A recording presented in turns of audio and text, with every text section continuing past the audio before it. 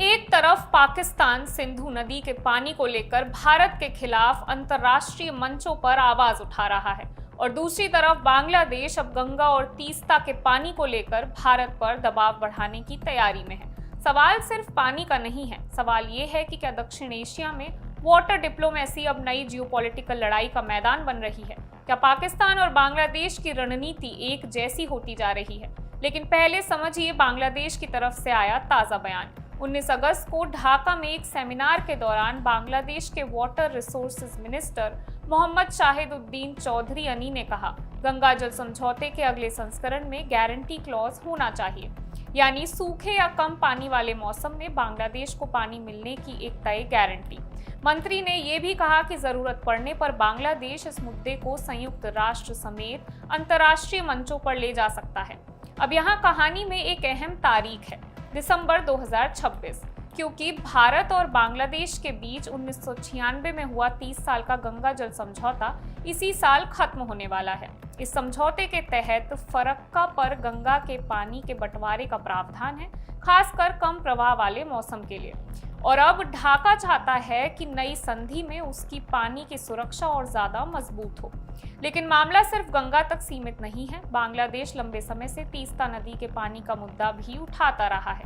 भारत और बांग्लादेश के बीच तीस्ता पर स्थायी जल बंटवारा समझौता अभी तक नहीं हो पाया है। यही वजह है कि गंगा संधि के रिन्यूअल के साथ तीस्ता का मुद्दा भी फिर चर्चा में आ गया है।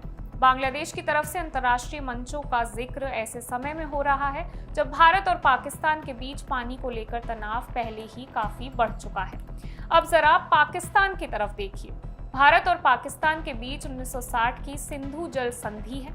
इस संधि में सिंधु नदी प्रणाली की 6 प्रमुख नदियों को लेकर दोनों देशों के अधिकार और इस्तेमाल के नियम तय किए गए थे। लेकिन अप्रैल 2025 में पहलगाम आतंकी हमले के बाद भारत ने सिंधु जल संधि को एबीएंस यानी स्थगित रखने का फैसला किया। इसके बाद पाकिस्तान लगातार इस मुद्दे को अंतर्राष्ट्रीय मंचों पर उठाता रहा है।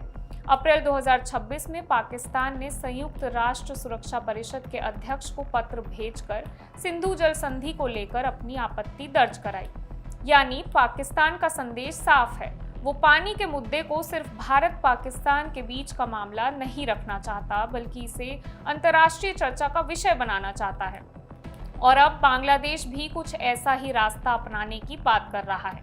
यहीं से पैदा होता है बड़ा सवाल, क्या भारत के दो पड़ोसी पानी को लेकर एक जैसी डिप्लोमेटिक स्ट्रैटेजी अपना रहे हैं? फिलहाल कोई औपचारिक भारत विरोधी पाकिस्तान बांग्लादेश वाटर अलायंस सामने नहीं आया है, लेकिन दोनों देशों की तरफ से पानी के सवाल को इंटरनेशनल फोरम्स तक ले जाने की बात जरूर सामने आ रही है। और भारत के लिए चुनौती इसलिए बड़ी है क्योंकि गंगा, तीस्ता और सिंधु तीनों सिर्फ नदियां नहीं हैं, इनसे जुड़ा है कृषि, बिजली, पीने का पानी, करोड़ों लोगों की आजीविका और राष्ट्रीय सुरक्षा।